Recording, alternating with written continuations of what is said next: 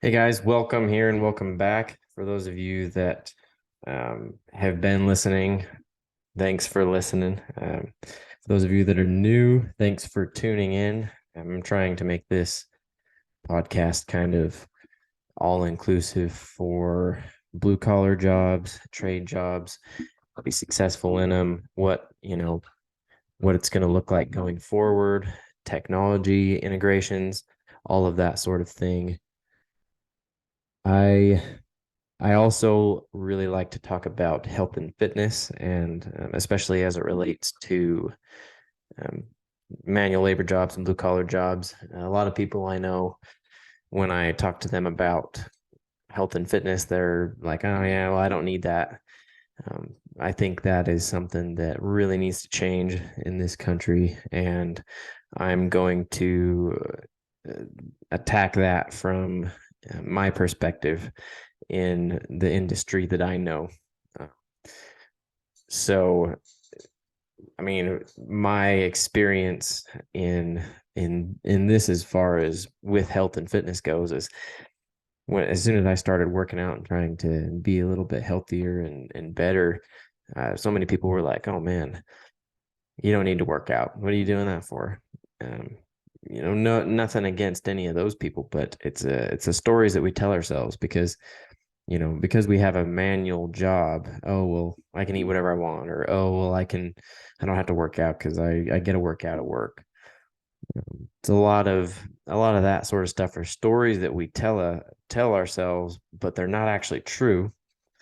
And just putting in the extra effort of, eating better, bringing your own lunch, um, on the job instead of eating at a gas station and filling yourself with garbage, and cutting back on the alcohol and the soda, and working out a little bit and strengthening your body. Just that little bit can, completely change your mood, your energy levels, your life, and all of that.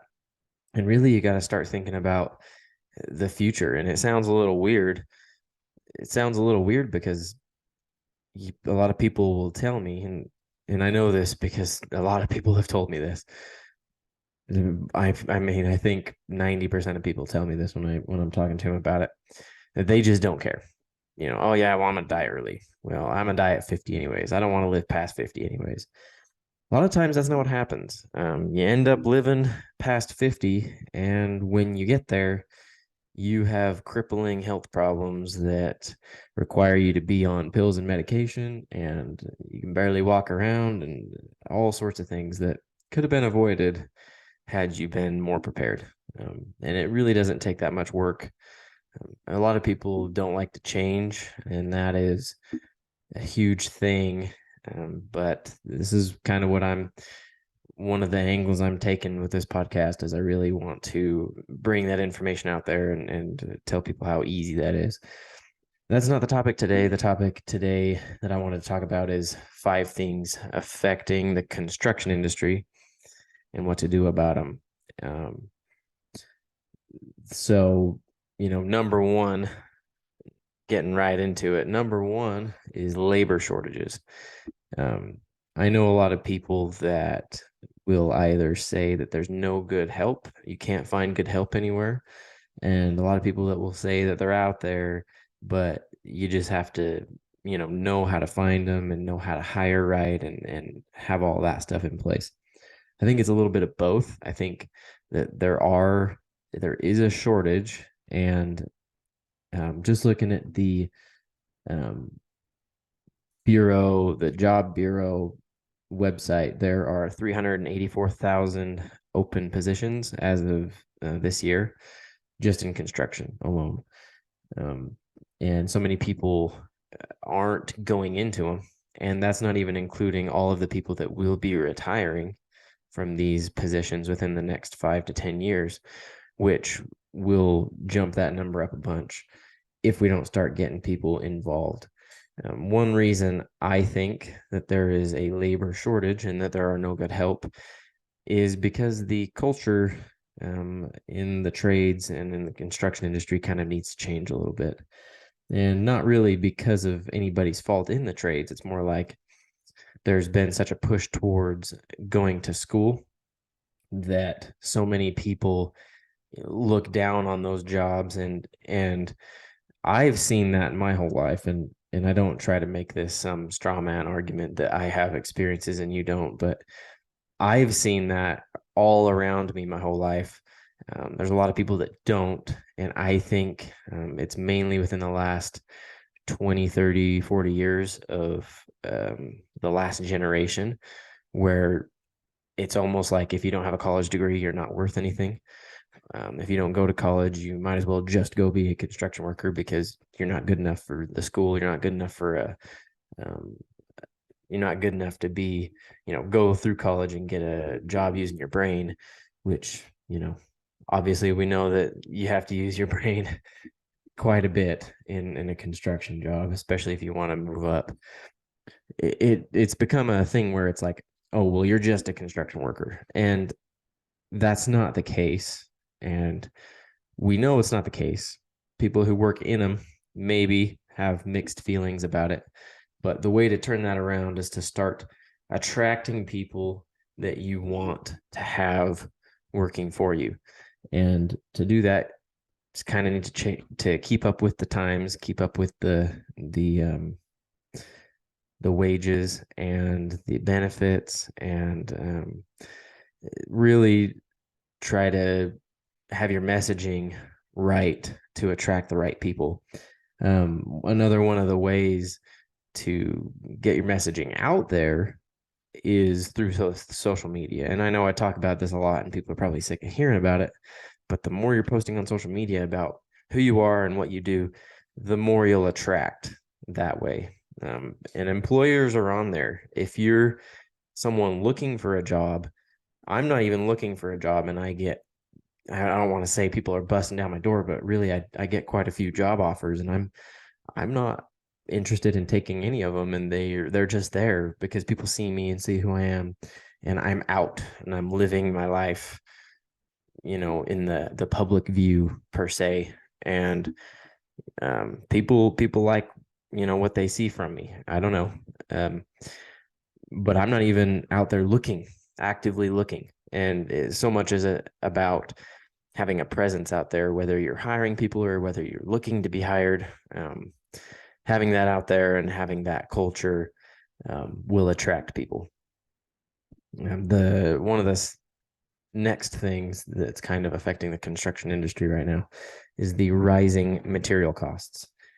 And that's no big news, and that's not anything new to people in the industry and out. Everybody knows about it. Everybody talks about it. It's one of the main things that affects the way our economy is going and the prices of just about everything else, because, one thing goes up on your house, another thing goes up, another thing goes up. And then by the end of it, your house is up $100,000 on the build price or whatever it is, and the value is not necessarily there. And as soon as the economy maybe starts to take a correction, you might feel a hit there just because it was built so expensive. Just one thing that we have to deal with. I'm obviously in the concrete industry, and the concrete goes up every year. That's one of the things that you can always count on, is the concrete's going to go up.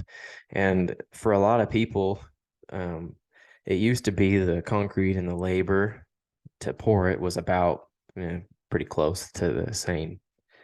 And nowadays, sometimes it's almost double what the labor costs. And I think it's important to make sure that you're getting your pricing right to where that the rising material costs don't affect you that much.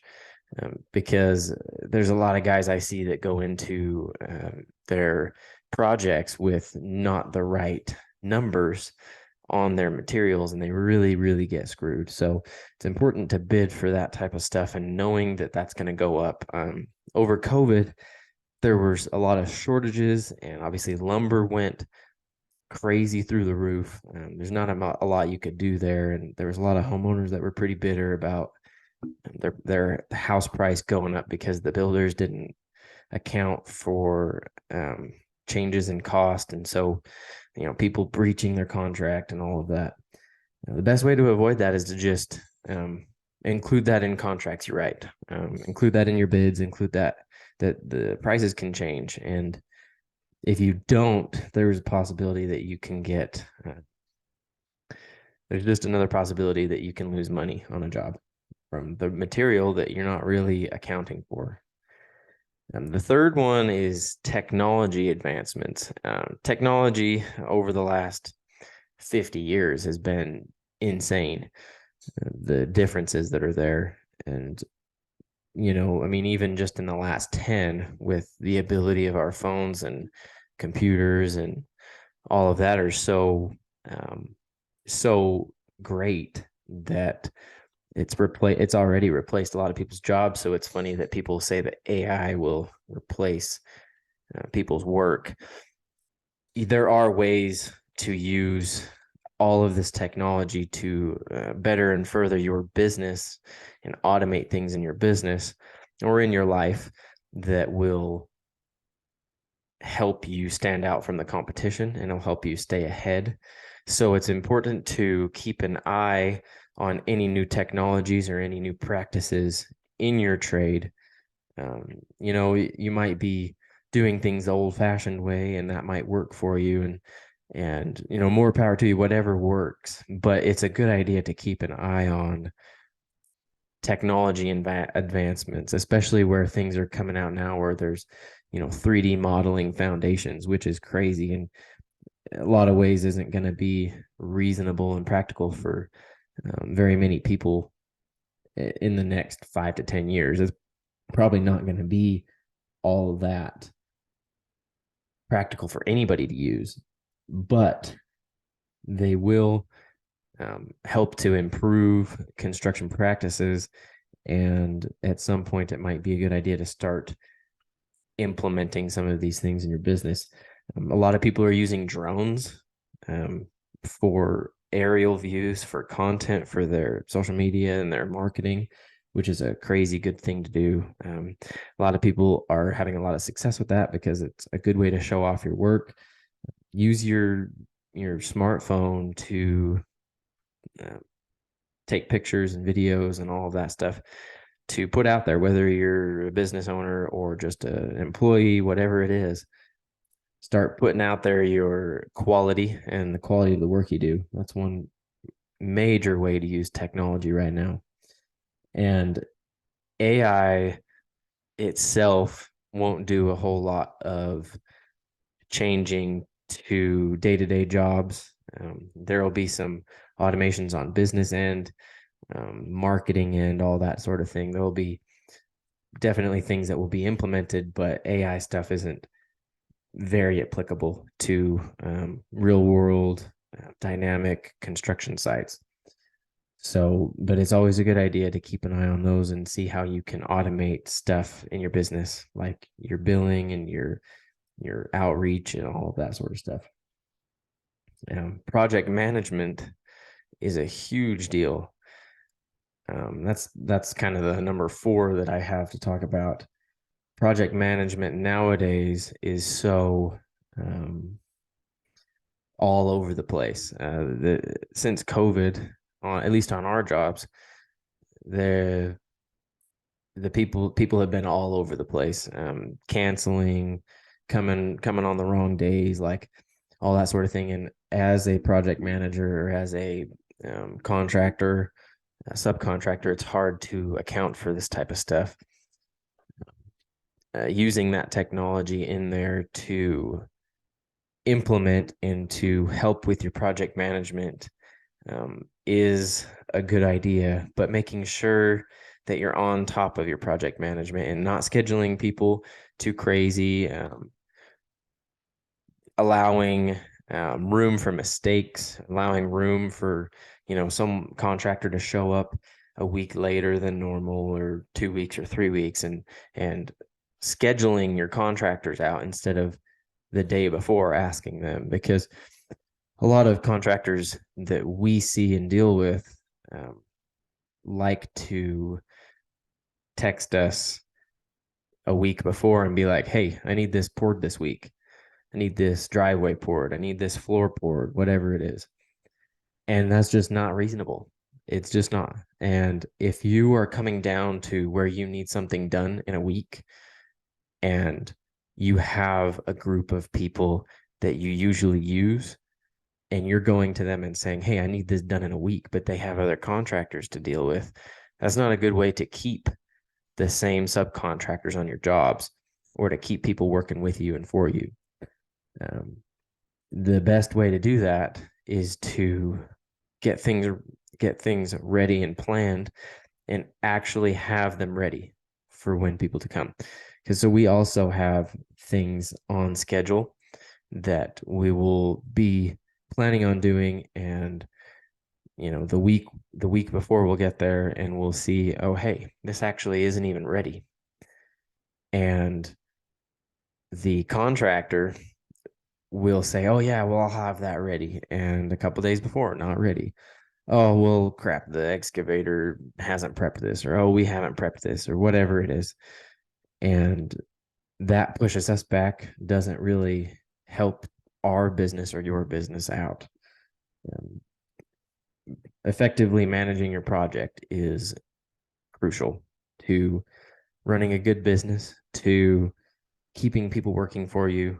And it's one of the big challenges right now because of all of the craziness that's going on, because there's so many, um, supply shortages, so many people rescheduling, so many things happening that are preventing people from getting on the job.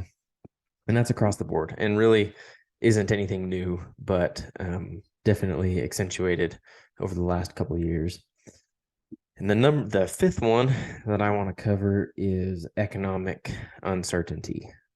So the the economy, I mean, obviously the economy affects what we do, and anybody who worked through 2008 and got through that okay knows that economic downturns are bad, but there are ways through them.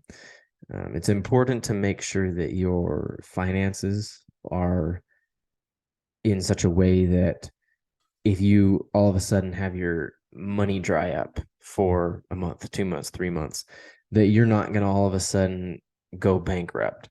If you are going that close from month to month and you can't go without a, a couple month period where there's no money coming in, or there's no leads, or there's no work, then you're really going to be in trouble during an economic downturn. But the main thing to do is to not stop doing outreach.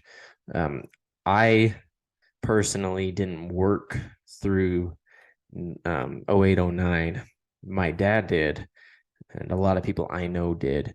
And one thing that the people that I saw that continued business and didn't go bankrupt and didn't lose their houses and all of that, when the economy started going down, they didn't slow down.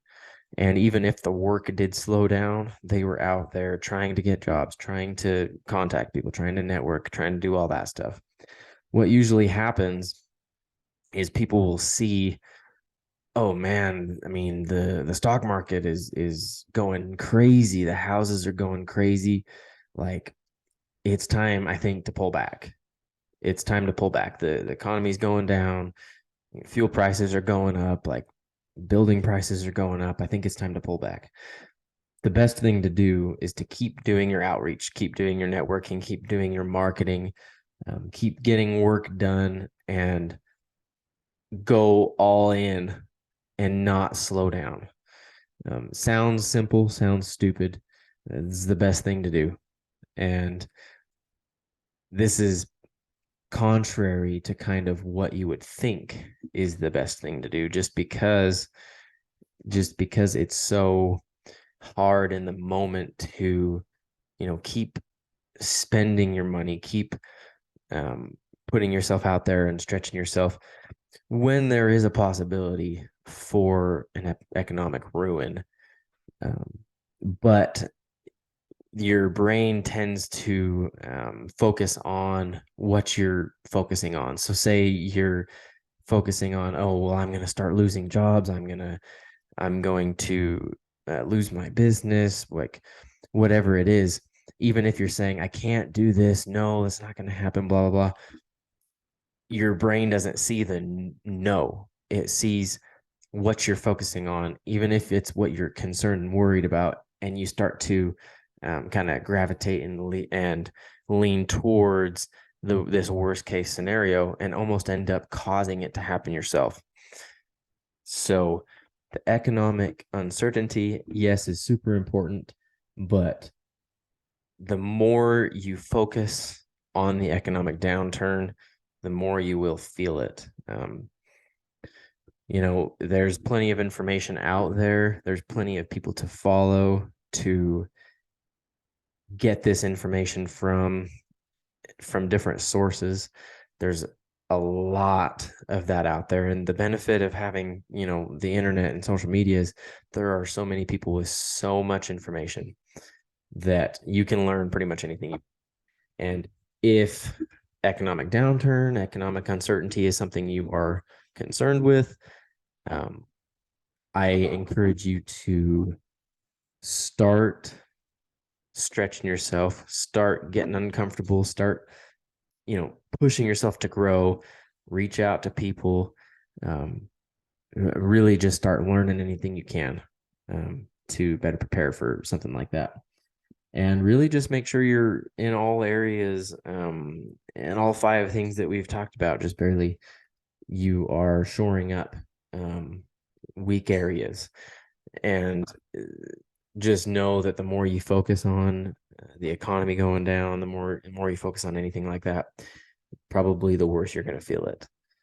I heard my coach and mentor, Sean Whalen, he's brash and you can think what you want of him, but something he always says to me is stuck in my head. He's like, I don't even remember the last time I actually looked at the gas prices and actually couldn't afford it. And he said when he was when he was focusing on it and worrying about it the most was when he had the least amount of money and the least amount of bandwidth for it. And you stop caring, you start pushing towards getting more work done, making more money instead of losing money, focusing on, oh, well, I'm going to lose money. The economy is going to go down. I'm going to lose my business. The more you start focusing on the positive stuff and making money, the better off you'll be. And this has been corroborated by, a lot of people that I follow. And one of the big things that I've learned over my last few years of kind of this personal development and, business coaching thing I've been doing is to really just go all in and stop focusing on negative stuff and start focusing on positive things. So for a recap, 5 things affecting the construction industry right now: labor shortages, which can be combated with keeping up with wages, culture, doing marketing, doing social media, doing all that sort of stuff. Rising material costs, which, I mean, everybody should know how to account for their materials. Always include wiggle room for materials, and always account for changes that can happen in those. Technology advancements, keep an eye on your, advancements in your fields. Keep an eye on new technologies that you can use and implement.